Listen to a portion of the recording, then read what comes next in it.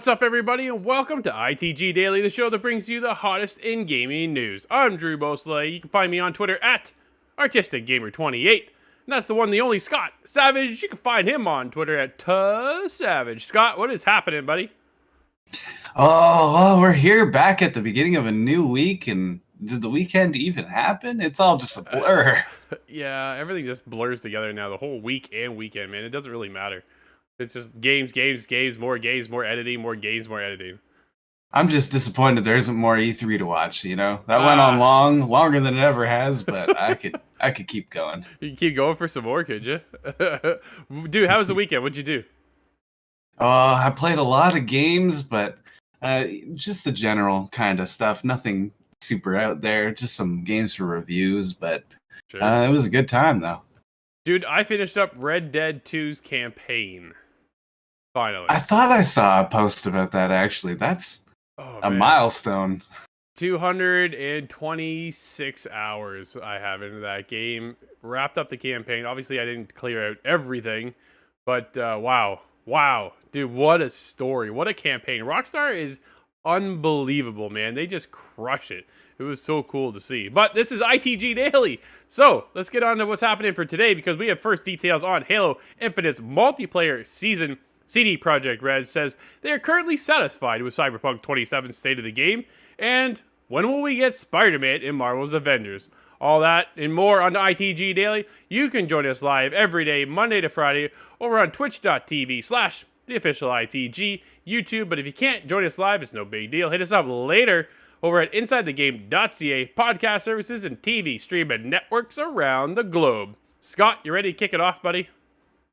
Yeah, I'm ready to get started with this one. We have here's a title that's very near and dear to me. I'm very excited, especially after E3, but we know a little bit more about Halo Infinite's first multiplayer season. All right, dive in. 3-4. Oh, I'm ready. I'm ready to get right into it. There's only one thing that could excite me more, and that is the announcement of a battle royale for Halo Infinite. Maybe. But let's see what they say here. 343 Industries has explained a little bit more about how Halo Infinite's free-to-play multiplayer will work, and they have announced some Reach-themed content that is coming to the game. Earlier this month, Microsoft and 343 Industries finally lifted the lid on Halo's free-to-play multiplayer and detailed how the shooter's always accessible Battle Pass creative, that being Joseph Staten, has taken to Halo Waypoint to dish out some more information. Halo Waypoint is their position where they release all their new news on. So right. That's something. I think we may have lost Scott. Frozen to the internet. Staten had stated. Scott, you're freezing in and out there, buddy. At the center of our plans is a goal to deeply root your Scott has become a robot, everybody. In the larger Halo universe.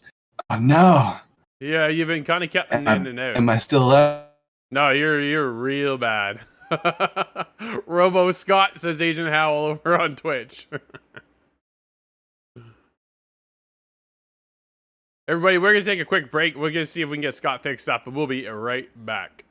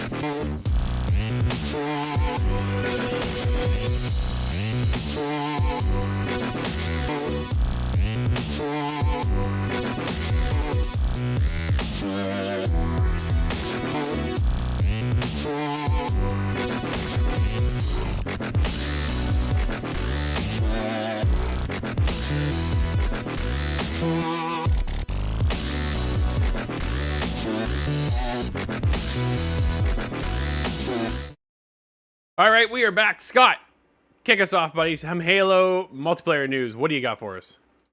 Yeah, interrupted by some technical difficulties, but working that part out. This This is interesting to me, though. Halo Infinite is something I'm super excited for, especially after E3. So Yeah. this is interesting that we get some details on the multiplayer first season. And this is coming from Halo Waypoint as well. That's a source of information for anything Halo. If you're interested, that would be the very first source you could get it at until we get a hold of it. Now, 343 Industries has explained a little bit more about how Halo Infinite's free-to-play multiplayer is going to work, and they've announced that there will be a lot of Reach-themed content. Earlier this month, Microsoft and 343 Industries finally lifted the lid on Halo's free-to-play multiplayer and detailed how the shooter's always accessible Battle Pass will work. Now, new information about the multiplayer from the studio head of creative, that being Joseph Staten, has taken to Halo Waypoint to dish out some more information. He says, "At the center of our plans is a goal to deeply root your multiplayer character in the larger Halo universe and give them a vital, active role in the Halo story moving forward," Staten wrote. How exactly we're going to do this in the seasons and years ahead, well, we're not ready to share the details yet. But I can share that we picked Heroes of Reach as a seasonal theme for very specific reasons. Reach has a rich history, it's a key location for Spartans of old, and it is a focal point for a new generation of Spartans, preparing to wrestle with the perils and mysteries of the galaxy that has fundamentally changed after Halo 5. So, if you're a fan of Halo Reach and the Spartans that gave their lives to the myriad of battles that took place on that planet, you're going to enjoy the first season. And whether we'll actually get to unlock the likes of Noble One, Emil, Jorge, Kat, June, and so on remains to be seen, those being the main cast of Halo Reach. Customizing your character, making your Spartan look and sound exactly the way you want, is a huge part of the journey.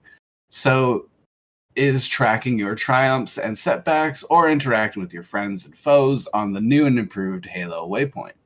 But your journey is more than that, Staten explains. So you'll have the ability to equip various pieces of iconic armor if you fill certain criteria. Halo Infinite's first season of multiplayer takes place at a transformative moment in Halo history, at the pivotal point between one generation of heroes to the next. In this moment, your multiplayer hero is waiting just off stage, geared up for battle and ready to spring into action, and their epic story has yet to be told. This season, unlike the ones to follow, will last about 3 months, and once the new season goes in, you'll be able to boot up for the first season pass and make progress in that. Staten is also quoted saying, "We want to ensure that there's always a fresh and fun reason to be playing Halo Infinite, but that the things they know and love will be around for more than a heartbeat." Scott, there's a lot to unfold in here, right? Like, there's a lot going on, but yet still a lot of mysteries behind it. How hyped are you that they've taken the approach now with a themed season and that they chose Halo Reach as what seems to be the main focus? I'm actually very supportive of this decision. We've seen kind of like a live rotating service happen with Warzone. Of course, it's a different scenario there, but Sure. I like the idea of for a few months we're gonna focus this or this or this. It kind of gives an ability for them to storytell even in a multiplayer setting. Yeah. And Reach was one of the standout Halos for me. It may be my favorite. I have to think about that harsh Nice. to discover a favorite in Halo, but no, this is exciting for me. Is there anything else that kind of stands out within this little bit of news for you? Well, the mention of a season pass. Now, Yeah, there's a little bit of worry surrounding the idea of a season pass with Halo, sure. but I've heard them specify, them being 343, I've heard that it's specified that the season pass will be more of a kind of always accessible, no time limit kind of thing. They wanted to make it less of a grind and more of a reward system. And that sounds positive on paper. I hope it works out. It's interesting to hear that it's always going to be there, though, right? When you get one season into the next season, the battle pass that gets tied with it only lasts usually that season. I'm huge when it comes to the world of Rainbow Six. Dude, right now we're into a new season. We're in year 6, season 2, and we got Thunderbird over there. So we're moving forward into the season and this battle pass. They tied in Thunderbird to the battle pass. So if you bought the battle pass, then you get the new character, which is cool. You get the new op or whatever, right? But it only lasts for that time period. And then once that 3-month window is up, we're on to a new battle pass. Everything for those rewards are gone. They're lost. And now you have to buy Thunderbird again, right? Now, you can earn so much currency within the battle pass to unlock the next one, but Ubisoft is notorious for not giving you enough currency, Scott, which just irritates me, man. Like, it just slightly under quota. Right? Just over the halfway mark, but not all the way to the full. So you are still forking out a bit more money to buy the next pass. Do you think they'll do that here when it comes to Halo, or will they give us enough currency like every other battle pass that's out there in existence that you can, if you grind enough, then you're rewarded to buy the next battle pass? It's definitely hard to imagine them putting up a new battle pass every couple weeks kind of thing and charging for it based on what I've just heard. Yeah. It seems to be that it's going to be present day one and accessible for all players. So that would alleviate the cost issue, that's for sure. So, but then the question remains, what happens if they move on to Halo 3 as a theme for the next season? Do we lose the Halo Reach stuff? I'm not quite certain on how that's going to work. No, for sure. You think we'll get some of those the operatives too, the Spartans from Halo Reach? That could be really cool. I could see that being maybe the last reward tier of yeah. There's certainly some fan favorites. Jorge for me is the guy. He's the giant Spartan. He's always carrying a very large weapon. That's fair. That's cool. I guess you're gonna be jumping in day one. Oh yes. I'm going to have to reserve a spot on my couch for that day. I'm curious to see how well it hooks me if I'm going to be in there. Multiplayer, man, has always been a struggle for me in the world of Halo. I normally jump in for the campaign and then I bounce out. I dabble in the multiplayer but never really stick around. So we'll see if this can kind of entice me to keep going. But it's cool to see this bringing it back. A lot of people are now getting pretty pumped up for this. So we'll see when it happens, when it launches this holiday, because they still haven't given us an actual release date, Scott. Just holiday. Yeah. I think I may have seen some information that says that it's coming out before the main release, but I can't confirm that. We're going to have to see. Really? Huh. All right, let me check on a couple sources, and we'll get back on that one. Scott, why don't you kick it into the next story, buddy? All right. Well, we have an interesting one here. Castlevania Advanced Collection coming to PC. This is news to me, but there's I didn't realize how many Castlevania games there are. Yeah. But this is the Advanced Collection, which is said to likely contain Circle of the Moon, Harmony of Dissonance, and Aria of Sorrow that have each been rated for PC in Korea. I'm not actually familiar with either three of those. Which means there's a lot of Castlevania collection to come still. But just last week, we saw Castlevania Advanced Collection, which collects the Game Boy Advance games of the series.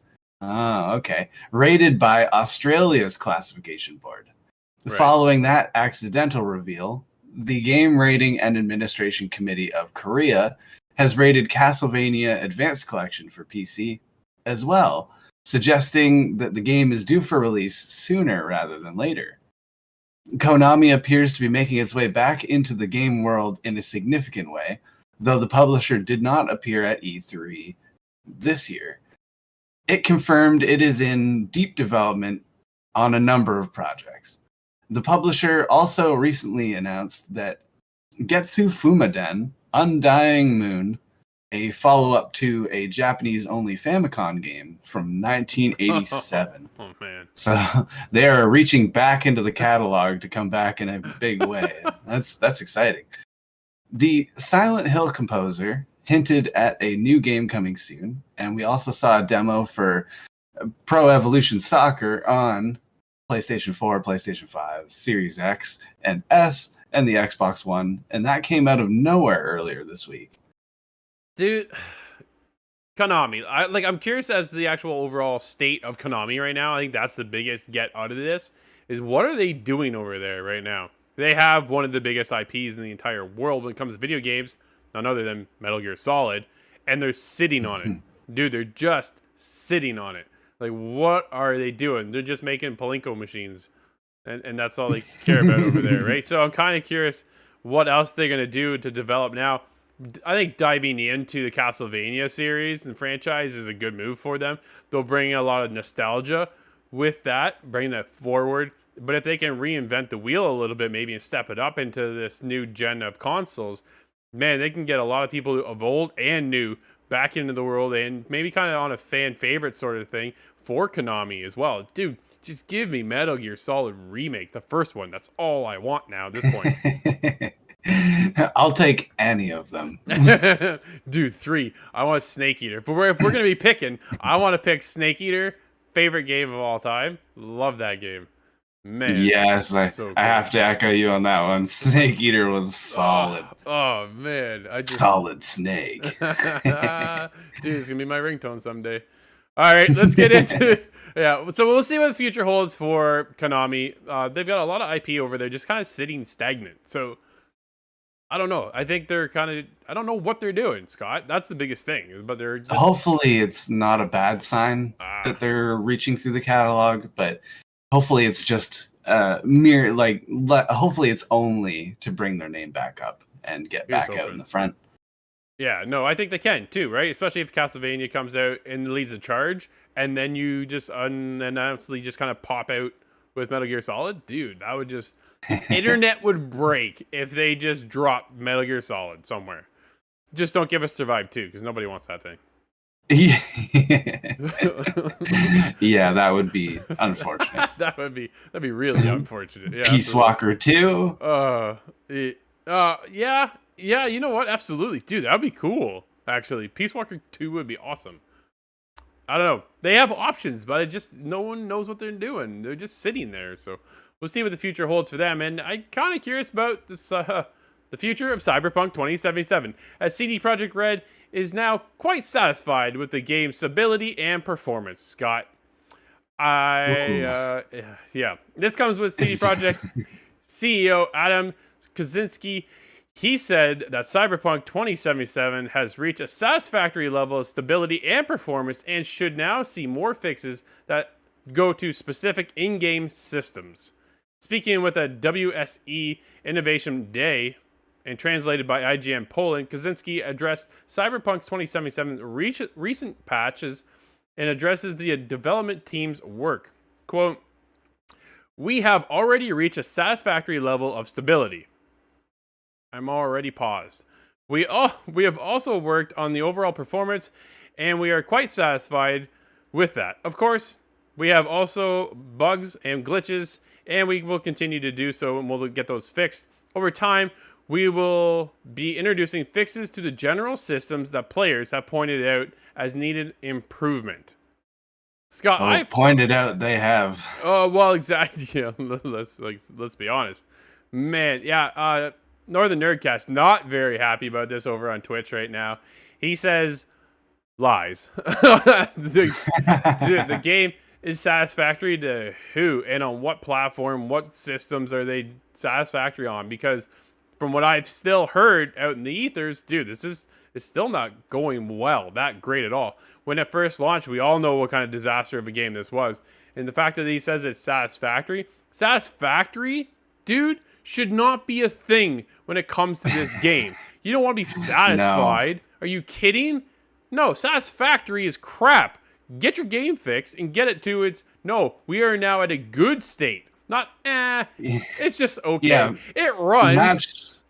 Match the extraordinary hype that was created. The satisfactory is a far cry from extraordinary that everybody's hoping for. But I'm puzzled as to why... he felt the need to make a statement on it at all. we know that they're fixing bugs. We know there's a ton of those bugs to go through. So for him to say that he's satisfied with how it looks now, does that mean they're putting the brakes on what they're fixing? Are they going to a lesser capacity? That's still not good news for those who want to play Cyberpunk. Well, Northern Nerdcast also follows up. No, they aren't. They just released these hot fixes that are so minute. I'm gonna go with. They show off a plethora of fixes, but it doesn't really, it doesn't fix the overall game, right? They're just little patches, little fixes here or there.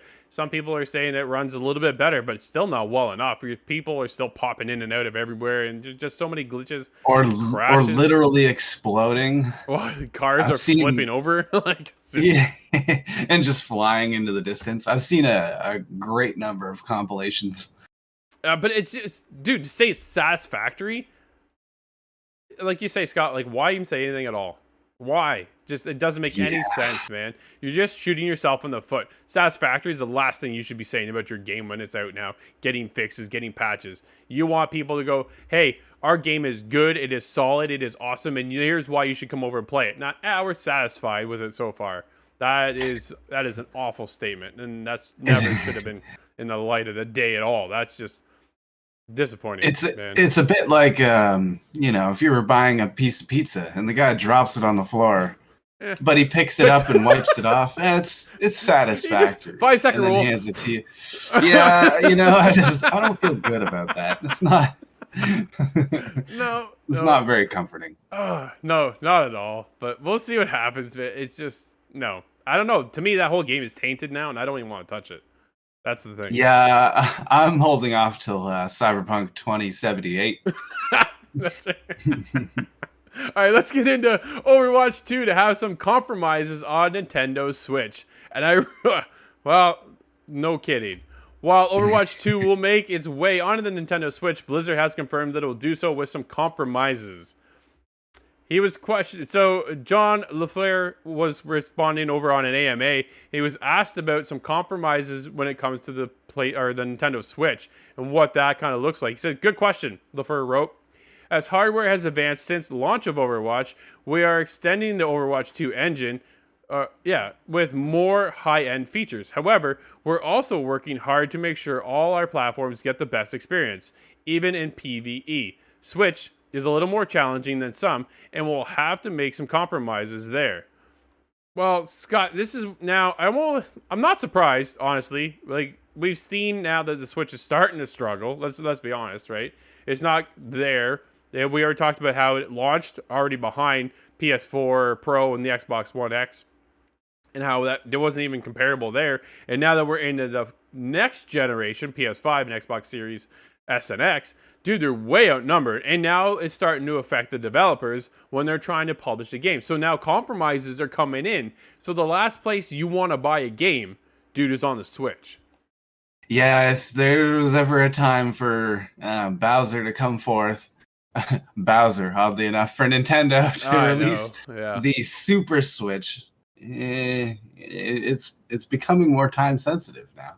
I would think so too, right? Like, if you want people to be on your platform, and then the latest game comes out, but it's only at half capacity of where it is everywhere else, why would you get it on that platform? Doesn't make any sense. So if they come unless it for some reason runs Cyberpunk way better than everything. I doubt it. But no, we recently saw it kind of choke on Apex a little bit. Kinda? Dude, I couldn't even see who I was shooting at. That wasn't kinda. It was so bad. Corey and I reviewed it over on InsideTheGame.ca. You can check out our review of Apex Legends for the Nintendo Switch. Dude, that did not go well. That is the last place I want to play that game. You don't play a shooter on there. You don't play a shooter on the Switch. It just doesn't work, especially in a battle royale scenario, right? Here we're going to, is it 5 versus 5 now? They've dropped a player within the matchmaking to go from, I think it was 6 versus 6 now down to 5 versus 5. And maybe with their certain situations, they'll be able to make it run smooth. And I think that's the biggest focus, is the fidelity of running the game on the Switch. But at the same time, why would you want to go there when it's the one that's compromised the most? And that's what happens when you fall behind in generations. I just had an interesting thought. What if it all of these new releases that come out for the Switch, what if some of the hardware dampening they have to do resulted in the Switch putting out a GameCube amount of resolution? Or Oh, these games just look like N64 ports, oh, you can know? you imagine? No. And that would be weird. That's Bizarro World, but that would entice some people. Yeah, no. That's unfortunate. I want to see them announce the Switch 2. Like, let's go to Switch Pro, whatever you want to call it. Up-res it so that we can get Overwatch 2 the way it's supposed to be played over on the Switch. I think the Switch is a great platform. It's just falling behind now in technology. That's the issue, right? Yeah, I agree. But let's get into it, Scott. Marvel's Avengers new roadmap. This comes from Paul Tassi over on Forbes. I grabbed this article because we all know, yes, I am a fan of Marvel's Avengers. However, we have the struggles. Crystal Dynamics has decided, based on player feedback, to change their focus from their upcoming Wasteland Patrol activity to getting their first Omega level threat activity live as soon as they can. That would be the Kate Bishop story fight against the Super Adaptoid. So definitely, I want to check this, dude. I want a reason to get back into this, right? And this is kind of where the new roadmap, I think, might actually help move things along. And he also questioned them about the new IP address bug that we all kind of witnessed over on PlayStation 5. Basically, what happened was, because the testers are just so immune to seeing the IPs up there, they didn't even like flag it, dude. It was just like, when you see something for that long, it's just part of the game, right? Like, it just, and then they never even noticed it, and then it went out. And so that was the kind of, back it up. Let's get these off of here because people are putting out their IP addresses. So yeah, that was an unfortunate misstep. And of course, to a game that's already struggling is never a good sign. But Crystal Dynamics is not planning on a level cap increase until after Black Panther, sometime this fall, apparently alongside another Omega level threat. They indicated to me, being Paul, that there would be a way to bring your favorite gear along to the new cap, implying some sort of Destiny-like infusion system, so you didn't have to literally just regrind your entire past build. And they're working on fixing the grinds as well, which is great, because once you get to level 50, or level 150, sorry, why do you want to go back and grind out another character to get that level? For what purpose? Nothing. So hopefully these Omega level threats are the cause of getting up to 150, right? That's why I think we're starting to grind there. So they've taken out the patrol system. Good step. They're implementing this high level, almost like a raid system, which is kind of what we've been looking for. Thinking. Exactly. So that's what we've been waiting for. And then the Black Panther DLC is coming this summer. So in August, I think, hopefully. Now, the other big question, though, Scott, is where's Spider-Man, right? Where is it? And according to Paul in his conversation, while they can't talk specifics or declare anything outright other than it is on the roadmap, not the literal roadmap, but is on there, the impression is both that they are definitely going to be making the PS exclusive, right? Take note of that. The PlayStation exclusive Spider-Man character / campaign come hell or high water due to the deal with Sony.